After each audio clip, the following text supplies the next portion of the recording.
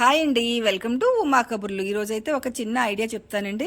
మనకి జనరల్గా బాత్రూమ్ దగ్గర ఉన్న ద్వారబంధాలు, కిటికీలకు ఉన్న వుడ్వి అన్నీ కూడా చెదలు పట్టేసి పుచ్చిపోయినట్టుగా అయిపోయి చెదలు పట్టేస్తున్నాయి కదండి. దానికి రెమెడీగా ఇప్పుడైతే ఇలా గ్రనైట్తో వేయించేస్తున్నారండి కిటికీ ఫ్రేములు అన్నీను.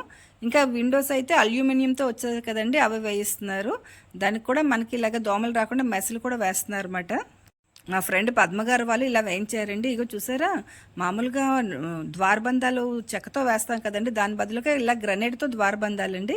ముఖ్యంగా వాష్రూమ్ల దగ్గర ఇది ఇలాగ వేయిస్తే మనకి చాలా మంచిది. ఆ తడికి మనకి చెమ్మ పట్టేసి చెదలు పట్టేస్తున్నాయి కదండి, దానికి రెమెడీగా ఇగోండి చూసారా, మొత్తం అంతా గ్రనైట్తో వేయించేశారు.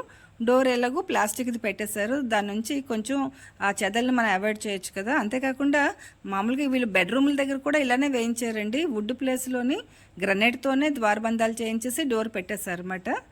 ఈ ఐడియా అయితే చాలా బాగుందండి. చక్కగా మెయింటెనెన్స్ కూడా ఫ్రీగా ఉంటుంది. Thank you for watching.